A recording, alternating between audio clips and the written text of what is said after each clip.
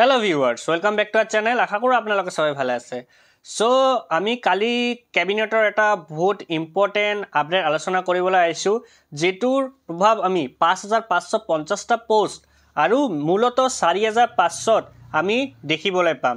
So এই আপডেটটো কি হয় বা কি আমি ক্যাবিনেটৰ এটা কথা আলোচনা কৰিবলৈ আইছো এটো আমি আপোনালোকক দেখাব বিচাৰো। কাৰণ ক্যাবিনেটে আজি আৰু এটা সিদ্ধান্ত লৈছে। কেইদিনমান আগতে আমি সৰ্বশিক্ষা অভিযানত কাম কৰি থকা আৰু 5 বছৰ পূৰ্ণ হোৱা শিক্ষকসকলক চৰকাৰী শিক্ষক হোৱাৰ সুবিধা দিছিলো। কিন্তু 5 বছৰৰ অপচনটো থকা কাৰণে বহুবিলাক শিক্ষকে এই স্পেশাল ৰিক্ৰুটমেন্ট ড্ৰাইভৰ সুবিধা ল'ব পৰা নাছিলে। তেওঁলোকে আমাক আবেদন কৰিছিলে। এতিয়া 5 বছৰটো আমি 3 বছৰলৈকে কমাই দিছো। সৰ্বশিক্ষা অভিযানত 3 বছৰ কাম কৰিলেও তেওঁলোকক আমি সৰ্বশিক্ষাৰ পৰিৱৰ্তে চৰকাৰী শিক্ষক হিচাপে আমি পুনৰ তেওঁলোকক নিযুক্তি দিয়াৰ ব্যৱস্থা কৰিম।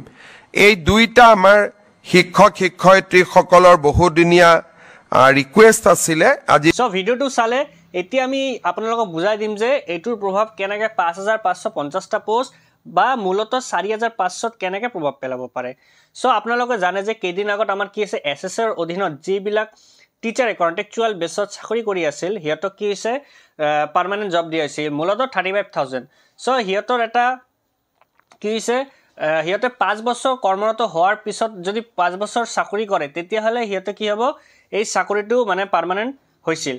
কিন্তু ইয়াৰ উপৰিও বহুতে আছে যে এসএসৰ অধীনত চাকৰি কৰি আছে যিহেতু 3 বছৰ কমপ্লিট হৈছে বা 4 বছৰ কমপ্লিট হৈছে।